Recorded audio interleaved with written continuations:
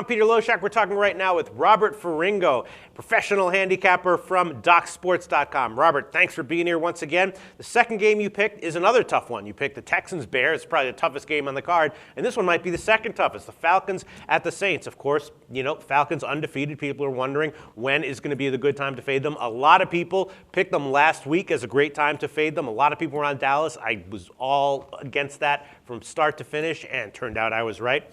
And this one, I'm kind of saying again that the Falcons this is not a good spot, although I don't feel nearly as strongly about it as I did last week. The Falcons are only a 2.5-point road favorite. The Saints, they've won 3 out of 4 now, and their road win at Tampa Bay is looking better and better.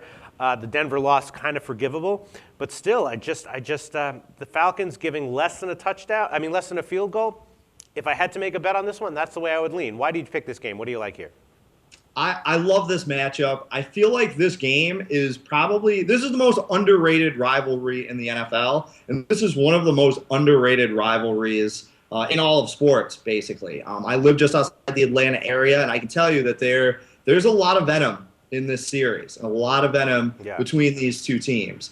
And honestly, I don't understand why more people aren't all over the Falcons. I still think that they have tremendous value. Are they going to go undefeated? No, they're not, because they don't have enough depth on the defensive side of the ball. They're going to wear down a little bit, and they're going to get trapped somewhere. But I don't think that this is the week. I've been riding Atlanta the entire season, and there's just nothing not to like about the talent that they have and about the way that they've been playing. And I think that this is a fantastic spot for the Falcons here. I thought this number was short. I think it was short because New Orleans had such a dominating win over Philadelphia on Monday Night Football, winning by a couple of touchdowns. But anybody that watched that game objectively knows that that game actually was much closer than the final score indicated. And in fact, it was one that I don't think that New Orleans necessarily should have won. So I still love the value with the Falcons. I'm not going to overthink this one. I definitely think that they're the side this week. And talk about that Philly game. Any win over a dysfunctional team you have to take with a grain of salt in the NFL.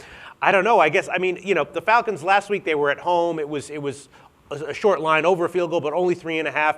Here they're on the road. It's a little bit different. The Saints are playing better, so I don't like it as much as last week. But yeah, I'm kind of agreeing with you. I'm saying, we'll find a spot where it's not. We're going to say this week is the week where it's good to fade the Falcons. I don't think this is it. But then why is this line so low?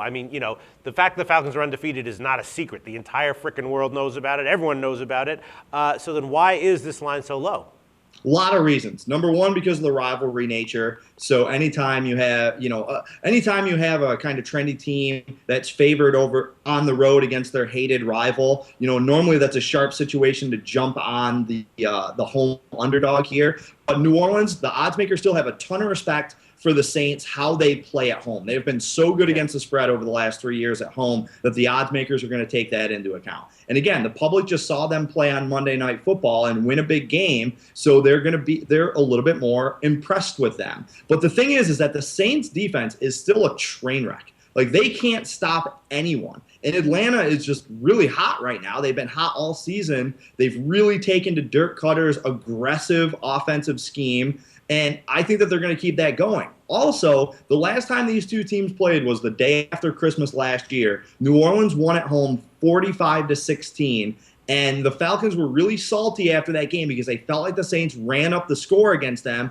because Drew Brees was still trying to get the NFL passing records. So that's still in the back of Atlanta's mind, and I have a feeling that if they get up, double digits, 2 scores like I expect them to be against the Saints, they're not going to take their foot off the gas. I think that they're going to try and make a statement that this is their time, this is their division, and they're definitely going to kick New Orleans while they're down. All right. I'm agreeing with you, Robert Ferringo. I don't like it as much, not as much as I liked the Falcons. I love it. It's one of my favorite spots on the board this week. Absolutely. There you go. Great preview, Robert Ferringo from DocSports.com. We'll talk to you again next week.